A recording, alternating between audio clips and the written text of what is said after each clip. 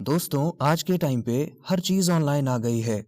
अगर आपको शॉपिंग करना है तो आपको किसी मॉल में या मार्केट में जाने की ज़रूरत नहीं है। आप घर से ही ऑनलाइन शॉपिंग कर सकते हैं।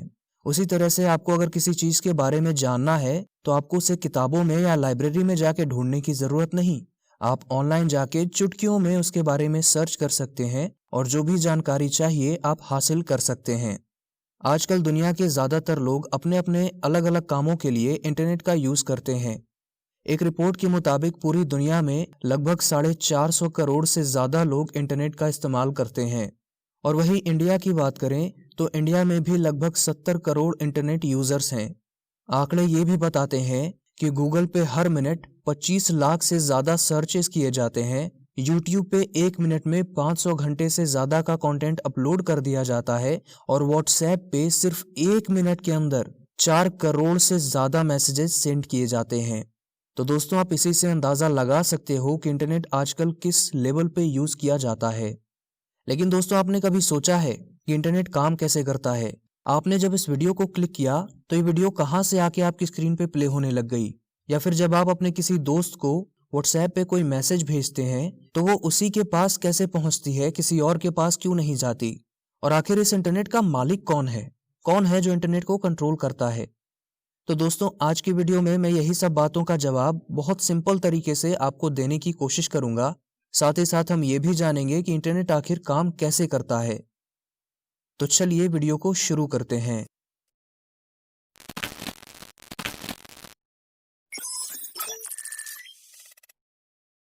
तो सबसे पहला सवाल आता है कि आखिर इंटरनेट है क्या? What is internet? तो दोस्तों, इंटरनेट एक नेटवर्क है जो कि दुनिया के सारे कंप्यूटर्स, लैपटॉप्स, टैबलेट्स, स्मार्टफोन्स और वो सारे इलेक्ट्रॉनिक डिवाइसेस जो कि इंटरनेट एक्सेस कर सकते हैं, उन सबको आपस में जोड़ने का काम करता है, कनेक्ट करने का काम करता है। यानी अगर आप अपने फोन में मोबाइल डेटा ऑन कर देते हो तो आपका फोन भी उसी नेटवर्क का एक हिस्सा हो जाता है। आपका फोन भी बाकी दुनिया के सारे डिवाइसेस से कनेक्ट हो जाता है और इसी कनेक्शन चेन या नेटवर्क को हम इंटरनेट कहते हैं। इसको और आसान शब्दों में समझें तो जैसे कि आपका घर है, आपके आसपास और भी कई घर हैं, शॉपिंग मॉल्स हैं, दुकानें हैं, रेस्टोरेंट्स हैं, ये सब आपस में रोड्स के थ्रू कनेक्टेड हैं ताकि हम आसानी से एक जगह से दूसरी जगह जा पाएं और ये सब मिलकर बिल्डिंग्स का एक नेटवर्क बनाते हैं। तो उसी तरह से इंटरनेट भी होता है। इंटरनेट में भी ये सारे इलेक्ट्रॉनिक डिवाइसेस आपस में मिलकर एक बहुत बड़ा नेटवर्क बनाते हैं और उस नेटवर्क को ही हम इंटरनेट कहते हैं। तो दोस्तों, अब बात आती है कि ये डिवाइसेस आपस में आखिर कनेक्ट क्यों होते हैं? तो इसका जवाब ये है कि ये डिवाइसेस आपस में कनेक्ट इसीलिए होते हैं ताकि इनके बीच डेटा का ट्रांसफर हो सके। अब वो चाहे ऑडियो हो, वीडियो हो या कोई मैसेज हो, ये सब एक तरह का डेटा ही है और इस कनेक्शन के थ्रू इसी डेटा को एक डिवाइस से दूसरी डिवाइस में भेजा जा सकता है। जैसे कि मैंने ये वीडियो बनाई और आप इसे देख पा रहे हैं तो ये इंटरनेट के थ्रू ही पॉसिबल हो पा रहा है। तो अब बात आती है कि क्या ये वीडियो डायरेक्ट मेरे फोन से आपके फोन तक पहुंच रहा है? तो दोस्तों, इसका जवाब है बिल्कुल नहीं, क्योंकि अगर मैं इस वीडियो को YouTube पे अपलोड करने के बाद अपने फोन से डिलीट भी कर देता हूं तब भी आप इस वीडियो को देख पाएंगे। तो इसका मतलब जब मैंने वीडियो अपलोड की तो ये कहीं और जाके स्टोर हो गई। और ये कहाँ जाके स्टोर हो गई? तो इसका जवाब है YouTube के सर्वर में। अब ये सर्वर क्या है यार? तो दोस्तों, ये सर्वर भी एक तरह का कंप्यूटर ही है जो कि डेटा को स्टोर और डिमांड के हिसाब से डेटा को दूसरे डिवाइसेस तक पहुंचाने का काम करती है। ये वीडियोस जो हैं या फिर आप जितने भी तरह का डेटा इंटरनेट पे देखते हो वो सब कहीं ना कहीं किसी सर्वर में जाके स्टोर हो जाती हैं। जैसे ही मैंने ये वीडियो YouTube पे अपलोड की तो ये YouTube के किसी सर्वर में जाके स्टोर हो गई। तो ये वीडियो वहीं से आपके फोन तक पहुंचती है। तो आखिर ये सर्वर्स होते कहाँ हैं? क्या ये आसमान में कहीं पे लटके होते हैं? तो नहीं दोस्तों, ये सर्वर्स डेटा सेंटर्स में होते हैं जहाँ पे इन्हें स्टोर और प्रोटेक्ट किया जाता है। यूट्यूब, फेसबुक, अमेजॉन, माइक्रोसॉफ्ट जैसी बड़ी कंपनियों के अलग अलग डेटा सेंटर्स होते हैं। लेकिन वहीं जो छोटे वेबसाइट्स होते हैं जिनके पास डेटा कम होता है, जैसे कोरा, क्रिकबज, ये सारे वेबसाइट्स के पास डेटा बहुत कम होता है, तो ये अपना अलग डेटा सेंटर नहीं होते। ये अमेजॉन जैसी कंपनियों के सर्वर्स किराए पर लेते हैं और अमेजॉन के डेटा सेंटर्स में ही इनका डेटा स्टोर होता है। तो अब जिन कंपनियों का मैंने नाम लिया, जैसे यूट्यूब, फेसबुक, अमेजॉन, इन सारी कंपनियों के डेटा सेंटर्स तो अमेरिका में हैं। तो ये आपके फोन तक कैसे पहुंचती है? तो दोस्तों अब यहाँ पे काम आता है ऑप्टिकल फाइबर केबल्स का।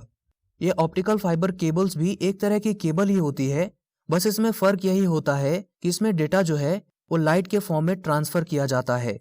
तो आखिर ये ऑप्टिकल फाइबर केबल्स कहाँ होती हैं, क्योंकि ये तो हमें कहीं भी दिखाई नहीं देती। तो दोस्तों इन ऑप्टिकल फाइबर केबल्स का पूरी दुनिया में एक जाल सा बिछाया गया है, जो कि महासागरों में समुद्र तल की नीचे से होते हुए और जमीन के अंदर से होते हुए आपके घर तक या आपके पास के किसी टावर तक पहुंचती हैं, और ये अंडरग्राउंड होती हैं, इसीलिए हमें दिखाई नहीं देती। तो दोस्तों अब सवाल आता है कि आपने जब इस वीडियो पे क्लिक किया तो ये वीडियो आपके फोन तक कैसे पहुंच गई। सर्वर को कैसे पता चला कि ये वीडियो आपके फोन तक पहुंचानी है, क्योंकि दुनिया में बहुत सारे डिवाइसेज हैं और ऑप्टिकल फाइबर केबल्स के थ्रू सर्वर कहीं भी इनको भेज सकता था। तो दोस्तों यहाँ काम आता है आईपी एड्रेस का। बिल्कुल जैसे आपके घर का एक यूनिक एड्रेस होता है, तो जब भी आपको कोई पोस्ट मिलता है तो डाकिया बिल्कुल आपके घर तक वो पोस्ट पहुंचा के जाता है, उसी तरह से आईपी एड्रेस भी काम करता है। इस दुनिया में जितने भी डिवाइसेस हैं जिनमें इंटरनेट कनेक्शन है, उन सब का एक आईपी एड्रेस होता है जो कि बिल्कुल यूनिक होता है। तो उसी से सर्वर को पता चलता है कि कौन सा डेटा किस डिवाइस पे भेजना है। और जैसे कि सारे डिवाइसेस का आईपी एड्रेस होता है, उसी तरह से अब जितने भी वेबसाइट्स हैं जिनको कि आप विजिट करते हो, जैसे कि youtube.com, facebook.com, इन सब का भी एक पर्टिकुलर आईपी एड्रेस होता है, लेकिन वो एक कलेक्शन ऑफ नंबर्स होता है, तो हम उसको डायरेक्टली याद नहीं रख पाते। इसीलिए इन सब साइट्स को डोमेन नेम दे दिया जाता है, जैसे कि www.youtube.com, www.facebook.com। तो ये सारे डोमेन नेम्स हैं, एक्चुअल में इनका भी आईपी एड्रेस होता है, जिससे कि सर्वर ये आइडेंटिफाई कर पाता है कि आपको एक्चुअल में कौन सा डेटा भेजना है। अब दोस्तों ऑप्टिकल फाइबर जैसी कोई चीज आपके फोन में तो नहीं लगी हुई, तो आखिर ये वीडियो आपके फोन में कैसे प्ले हो रहा है। तो आइए अब इसका मैकेनिज्म समझते हैं। तो जैसे ही आपने इस वीडियो पे क्लिक किया तो इलेक्ट्रोमैग्नेटिक वेव्स के थ्रू ये सिग्नल आपके नियरेस्ट टावर तक पहुंच गई, जहां पे राउटर्स लगे हैं, और उन्होंने इस सिग्नल को लाइट सिग्नल में कन्वर्ट कर दिया, जहां से ऑप्टिकल फाइबर्स के थ्रू ये सिग्नल सर्वर तक पहुंचा। अब सर्वर ने उस वीडियो को पहचाना और उसको बहुत सारे पार्ट्स में तोड़ दिया, क्योंकि अगर वो वीडियो सिर्फ एक ही ऑप्टिकल फाइबर से आपके पास भेजी जाएगी तो उसको भेजने में काफी वक्त भी लग सकता है। इसीलिए उसको छोटे छोटे पार्ट्स में तोड़ देता है और फिर उसको वहां से राउटर्स के थ्रू फास्टेस्ट पॉसिबल वे में अलग अलग तरीके से अलग अलग ऑप्टिकल फाइबर्स के थ्रू आपके पास भेजता है। अब जैसे ही वो सारी सिग्नल्स आपके नियरेस्ट टावर तक आती हैं, वहां से राउटर्स फिर उसको इलेक्ट्रिकल सिग्नल में कन्वर्ट करते हैं और उन्हीं इलेक्ट्रोमैग्नेटिक वेव्स के थ्रू वो आपके फोन तक पहुंच जाती है। तो दोस्तों आपने कभी कभी देखा होगा कि आप जब कोई इमेज ओपन करते हैं तो एक एक पार्ट बाय पार्ट बिल्कुल इस तरह से ओपन होता है। तो इसका सिंपल सा मैकेनिज्म ये है कि जब सर्वर ने ये फोटो आपके पास भेजी तो उसने इसके कई पार्ट्स कर दिए और उसको अलग अलग ऑप्टिकल फाइबर्स के थ्रू आपके पास भेजा, तो इसीलिए उस इमेज का एक एक पार्ट करके आपके सामने ओपन होता है। तो ये था पूरा इंटरनेट का मैकेनिज्म। अब हम बात कर लेते हैं कि आखिर इस इंटरनेट को ऑन कौन करता है। तो दोस्तों सही जवाब ये है कि इस इंटरनेट को कोई भी ऑन या कोई भी कंट्रोल नहीं करता, कोई भी इंटरनेट का मालिक नहीं है, क्योंकि इंटरनेट पे हर चीज के लिए अलग अलग कंपनियां अलग अलग चीजों को कंट्रोल करती है। जैसे कि बहुत बड़ी कंपनियां जो होती हैं वो समंदर के नीचे केबल बिछाने का काम करती हैं, तो इनको टियर 1 कंपनीज कहा जाता है। अब उसी तरीके से जो एक देश में कंपनी फैली होती है वो इनको पैसे देके इनके ऑप्टिकल फाइबर्स का यूज करती है, जैसे कि एयरटेल हो गया, तो इनको टियर 2 कंपनीज कहा जाता है। अब एक टियर 3 कंपनी होती है जो कि लोकल किसी एरिया या किसी सिटी में फैली होती है, जो कि टियर 2 कंपनीज को पैसा देती हैं और उनके ऑप्टिकल फाइबर केबल्स के नेटवर्क को यूज करती हैं। उसी तरह से अलग अलग कंपनियों का अलग अलग डेटा सेंटर होता है जो कि उनके द्वारा ही इंडिविजुअली कंट्रोल किया जाता है, और वहीं जो आपके सामने इंटरनेट प्रोवाइड करती है वो कोई और ही कंपनी होती है। तो अब सिंपल सादे शब्दों में बात करें तो इंटरनेट का कोई भी मालिक नहीं है, क्योंकि इंटरनेट में बहुत सारे अलग अलग प्रोसेसेस होते हैं, बहुत सारी अलग अलग चीजें होती हैं जो कि अलग अलग कंपनीज के द्वारा संचालित किया जाता है। इसीलिए इंटरनेट को कोई भी कंट्रोल नहीं कर सकता। तो बस दोस्तों अभी के लिए इतना ही। होप सो कि आपको ये समझ में आ गया होगा कि इंटरनेट आखिर काम कैसे करता है।